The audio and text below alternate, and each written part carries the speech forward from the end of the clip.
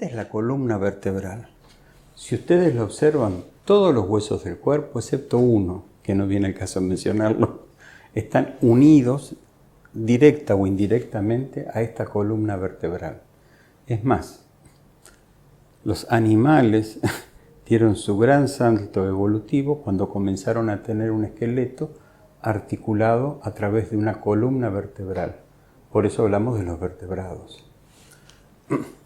Esta columna vertebral es un órgano complejo, porque en primer lugar sirve para proteger una parte muy importante del sistema nervioso central, que es la médula espinal, y permitir que de ella salgan hacia los distintos órganos los nervios que van a estar dando función a todos los movimientos que realiza el organismo.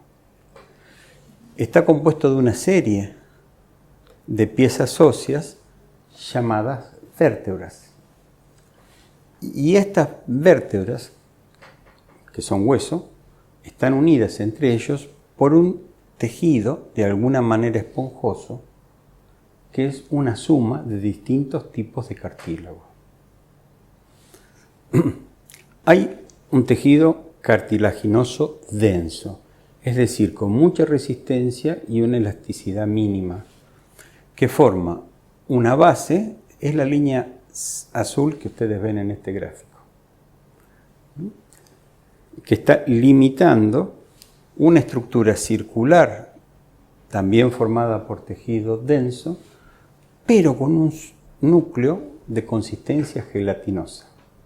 Y de esa manera, esta estructura tiene la facilidad de poder rotar, por eso nuestra columna vertebral y nuestro cuello rotan hacia uno y otro lado, de aceptar los movimientos cuando caminamos, cuando saltamos y demás, de elongación y extensión, o cuando levantamos pesos, o cuando nos colgamos de algún lugar. Es debido a esta doble combinación del disco de tejido cartilaginoso denso y de tejido cartilaginoso gelatinoso en el centro. Bien, y el nombre es precisamente de acuerdo a la zona que registran. Si es en el cuello, hablamos de columna cervical.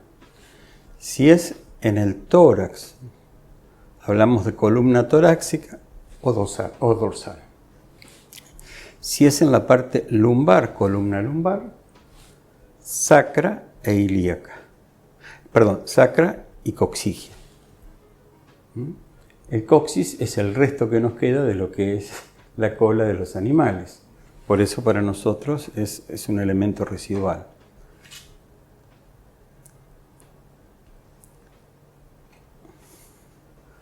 ¿Qué es lo que ocurre, por ejemplo, en esta vértebra?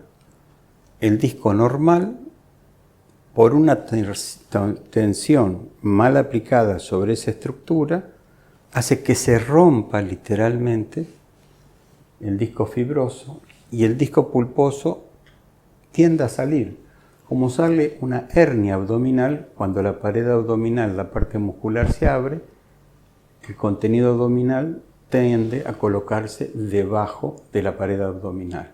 Es por eso que hablamos de una hernia abdominal. Y en este caso estamos hablando de una hernia de disco.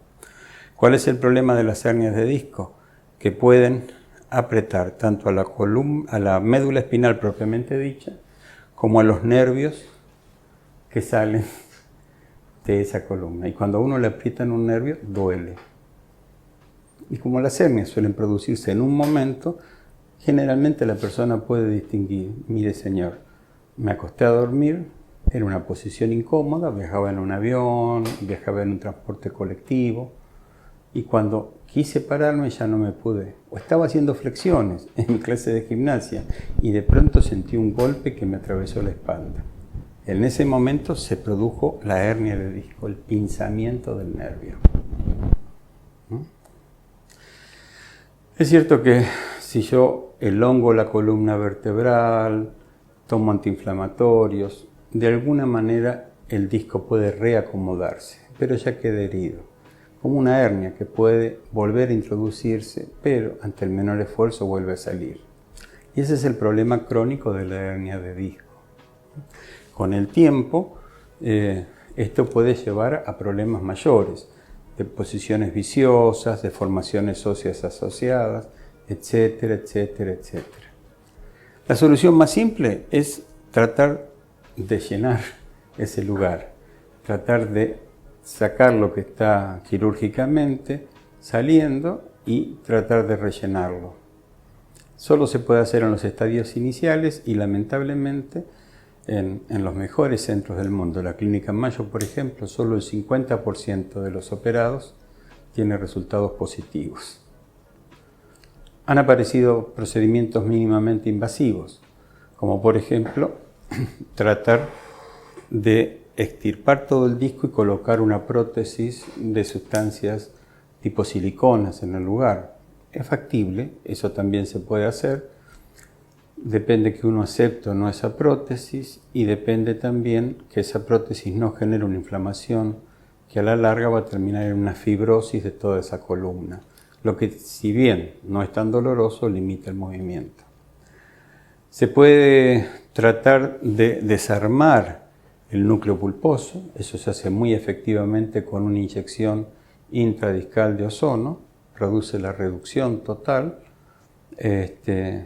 del disco del núcleo pulposo y sin embargo, si bien cesa el dolor, ninguna de estas opciones permite una rehabilitación completa del disco intervertebral, ya sea por la misma inflamación producida durante la operación o por la falta de núcleo pulposo que directamente disminuye y con el tiempo limita el movimiento de la columna vertebral. ¿Qué es lo que hemos intentado hacer? Hace varios años ya, este es un disco intervertebral de una rata. Acá pueden apreciarse perfectamente la región densa y la región del núcleo pulposo. A través del uso de sustancias cáusticas podemos hacer desaparecer ese núcleo pulposo y queda solamente el disco intervertebral. Con el tiempo eso irá a una atrofia de la zona y una limitación del movimiento. No dolor, pero sí falta de movilidad. Recuerda nuestro viejo axioma, que si nosotros colocáramos en un disco ya antiguo, en ese lugar, células, nunca volvería a crecer el núcleo pulposo. ¿Por qué?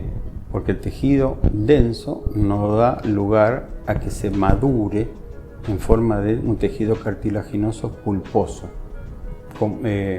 laxo, como es el que tendría que ser el del núcleo pulposo. En ese caso, lo que nosotros hacemos es tomar linfocitos que están interesados en reconocer al tejido pulposo y que se pueden extraer del propio paciente, mezclarlo con células madres de la grasa, producimos la diferenciación en estas células progenitoras, en este caso del núcleo pulposo, y cuando las inyectamos dentro, esta es otra rata que ha recibido el tratamiento y ustedes ven cómo por fuera del disco ha crecido en el medio el disco pulposo, que es lo que le permitiría la funcionalidad. Estos experimentos en animales nos han animado a hacer algunas experiencias pilotos en humanos